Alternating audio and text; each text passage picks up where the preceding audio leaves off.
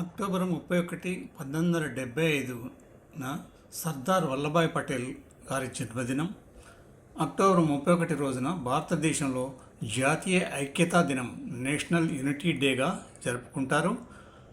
ఆయన దేశ సమైక్యతకు చేసిన కృషికి గౌరవార్థం. ఆయన జన్మదినం సందర్భంగా ఆయన భారతదేశానికి చేసిన సేవలను ఒకసారి మనం స్మరించుకుందాం.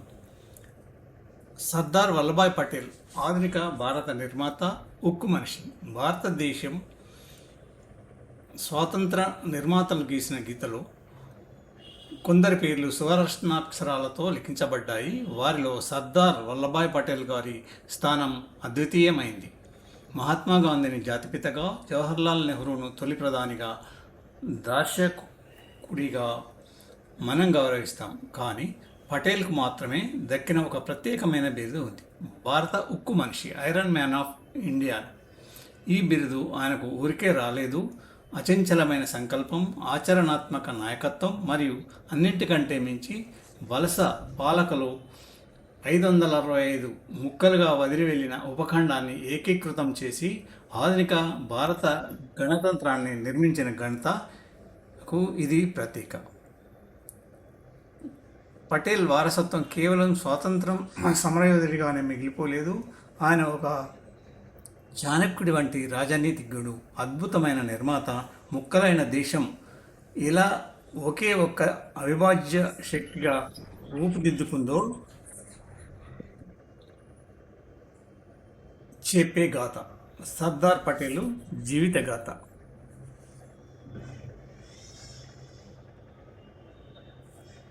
అహ్మదాబాద్లో అత్యంత విజయవంతమైన క్రిమినల్ లాయర్గా ఉండేవారు. కానీ 1917లో ఒక మలుపు సంభవించింది. గాంధీజీని కలిసిన తర్వాత ఆయన నిబద్ధత మరియు సత్యసంధత పటేల్ను గాఢంగా ప్రభావితం చేశాయి. ఆ క్షణం ఆ బారిస్టర్ జీవితాన్ని పూర్తిగా మార్చేసింది. తన లాభదాయకమైన ప్రాక్టీస్ను, పాశ్చాత్య సూట్లను వదిలేసి స్వాతంత్ర ఉద్యమకారుల ఖాదీ వస్త్రాలను ధరించారు. భారత జాతీయ కాంగ్రెస్లో సర్దార్ పటేల్ సంస్థాగత వెన్నెముకగా మారారు. నెహ్రూ వంటి వారు భారతదేశ భవిష్యత్తు కోసం గొప్ప సామ్యవాద దార్శనికతను ఆవిష్కరిస్తుంటే పటేల్ పార్టీకి లంగర్గా ఉండేవారు. క్రమశిక్షణను అమలుపరిచేవారు, సమస్యలను పరిష్కరించేవారు. ఆనాడు పటేల్ అద్భుతమైన వేగం మరియు నైపుణ్యంతో జాతీయ సమైక్యతా యజ్ఞాన్ని ప్రారంభించారు. ఆయన 2 రకాల వ్యూహాన్ని అనుసరించారు. దీనిని సామదాన భేద దండోపాయాలుగా అభివర్ణించవచ్చు. సంస్థానాధీశులు దేశభక్తికి ఆయన విజ్ఞప్తి చేశారు. తమ ప్రజల శ్రేయస్సు కోసం, ఐక్య మాతృభూమి వైభవం కోసం భారత యూనియన్లో చేరాలని కోరారు. వారికి ఏటా పెద్ద మొత్తంలో రాజాభరణం మరియు వారి బిరుదులను, రాజరిక సౌకర్యాలను కొనసాగించడానికి హామీ ఇచ్చారు. కేవలం 3 ముఖ్యమైన అంశాలను, రక్షణ, విదేశీ వ్యవహారాలు మరియు కమ్యూనికేషన్లను కేంద్ర ప్రభుత్వానికి అప్పగించే విలీన పత్రంపై సంతకం చేయమని కోరారు. బలప్రయోగం. దౌత్యం విఫలమైనప్పుడు తన ఉక్కు పిడికిలిని ప్రదర్శించడానికి పటేల్ వెనుకాడలేదు. భారతదేశం నడిబొడ్డున స్వతంత్ర రాజ్యాలు దేశ స్థిరత్వానికి ముప్పు అని, వాటిని ఎట్టి పరిస్థితుల్లోనూ సహించేది లేదని ఆయన స్పష్టం చేశారు. తిరుగుబాటు చేసే రాష్ట్రాల్లో ప్రజా నిరసనలను, ప్రజా ఉద్యమాలను ప్రోత్సహించి పాలకులపై ఒత్తిడి తెచ్చారు. చాలా వరకు మొదటి వ్యూహమే ఫలించింది. ఆగస్టు 15, 1947 నాటికి దాదాపు అన్ని సంస్థానాలు వాస్తవాన్ని గ్రహించి విలీన పత్రాలపై సంతకం చేశాయి. కానీ 3 పెద్ద సంస్థానాలు ఈ మొత్తం ప్రక్రియను దెబ్బతీసేలా బెదిరించాయి. జూనాగఢ్, గుజరాత్లోని ఈ సంస్థానంలో అధిక జనాభా హిందువులు, కానీ నవాబ్ ముస్లిం.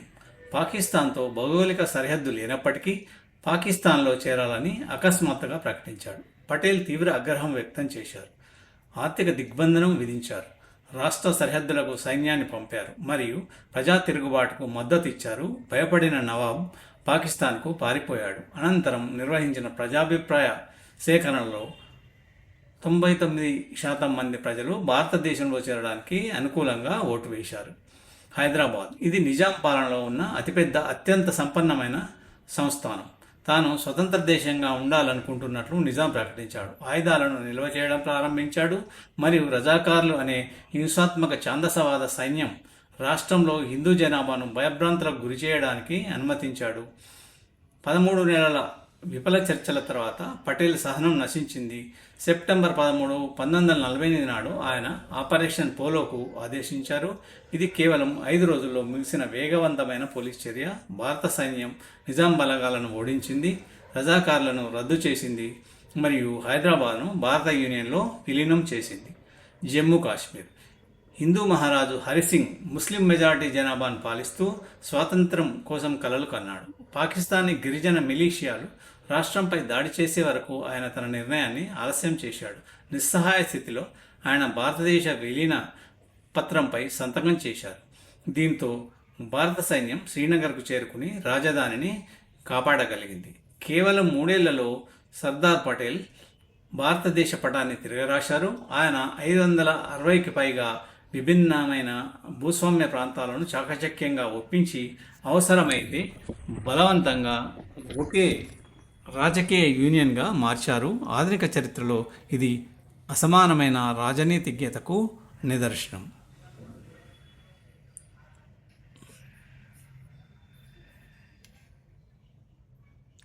డిసెంబర్ 15, 1950న స్వాతంత్రం వచ్చిన 3 సంవత్సరాలకే సర్దార్ పటేల్ కన్నుమూశారు. కానీ